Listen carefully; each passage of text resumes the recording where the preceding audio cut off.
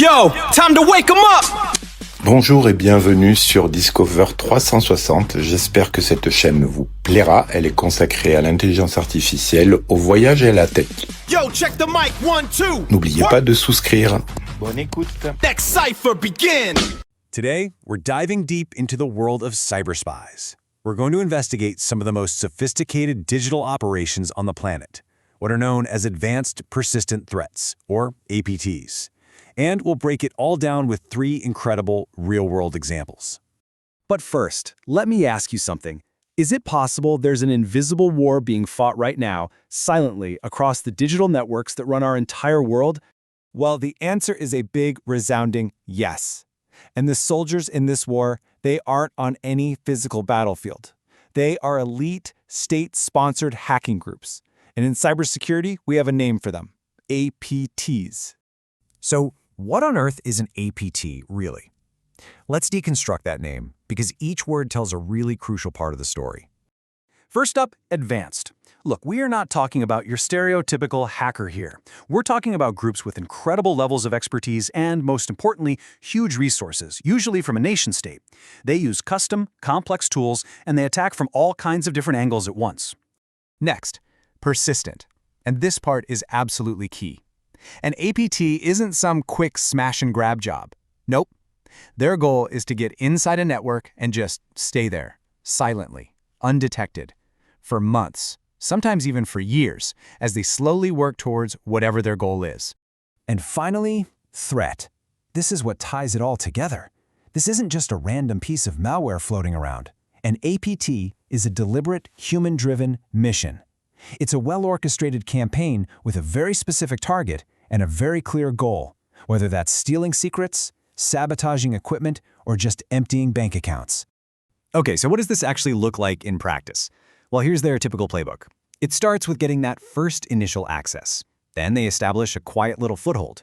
From there, it's all about escalating their privileges, sniffing around the network, moving from system to system, and making sure they can't be easily kicked out. Only then, once they're deeply embedded, do they go for their final objective, like stealing data. And as you can see, it's a cycle. They can do it over and over again. All right, enough with the theory. The best way to really get this is to look at some real stories. So let's start with maybe the most famous APT attack in history, Stuxnet. This is the story of a digital saboteur.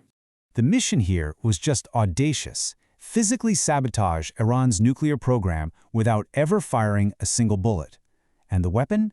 An unbelievably sophisticated piece of malware, a worm that literally changed the world by proving that computer code could cause real, physical destruction. So how in the world did they pull this off? Well, first, they had to get into a facility that wasn't even connected to the internet, a so-called air-gapped network, and they did it with an infected USB drive. Once it was inside, the malware just spread quietly until it found its very specific target, the industrial controllers running the nuclear centrifuges. Then, it ever so subtly changed their speeds, causing the centrifuges to literally tear themselves apart over time. So how did that infected USB even get in there? This is where it gets crazy. It turns out an employee brought it in after getting it as a prize at some event. I mean, think about that. It was a masterful piece of social engineering just to jump that physical air gap. That's what we mean by advanced. Okay, so that was sabotage. Our next case study is a completely different ballgame. This one isn't about breaking things. It's about espionage on a massive, global scale. Let's talk about the spy master behind the SolarWinds attack. This time, the target wasn't one facility. It was the entire global software supply chain. The goal? To hijack a legitimate, trusted software update and use it as a Trojan horse to spy on thousands of high-value government and corporate networks all over the world, all at the same time. And the way they did it was incredibly patient. The group, known as APT-29, first broke into the software company SolarWinds. They just sat there, hidden inside the network for months, just watching and learning the development process. When the time was right, they slipped their malicious code into a legitimate update for the popular Orion software. And that poisoned update, it got sent out to 18,000 unsuspecting customers. And this number right here, it's just staggering. 9 months. Let that sink in. That's how long the attackers were living inside SolarWinds systems before anyone had a clue they were there. That is a perfect and terrifying example of the persistent nature of these threats. Our final case study shows us a third And these days, an increasingly common motive for APTs, pure, old-fashioned financial gain. So let's meet the state-sponsored thief known as Trader. You know, we hear a lot about the spy stuff, and it definitely makes for good headlines. But take a look at this. Recent data shows that a whopping 55% of these threat groups are primarily motivated by money. It has become a massive, massive business. And that brings us to Trader.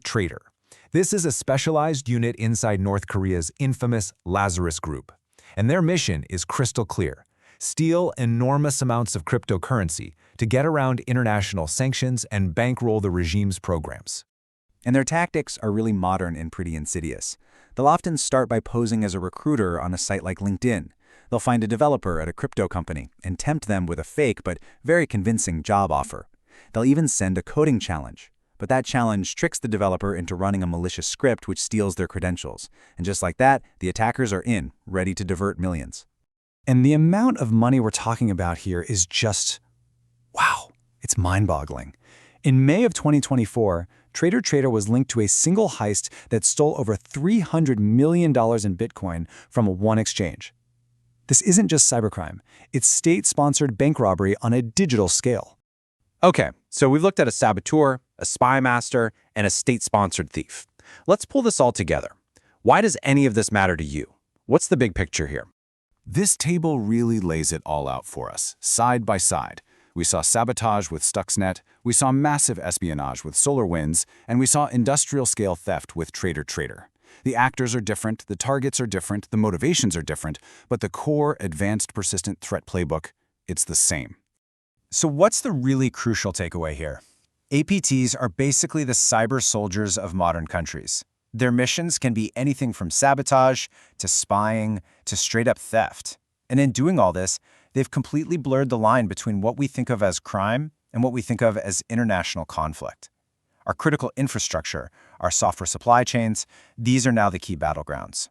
And all of that leaves us with one final, pretty sobering question to think about. In a world where literally everything is connected, from our power grids to our phones, what, or maybe who, is going to be the next target?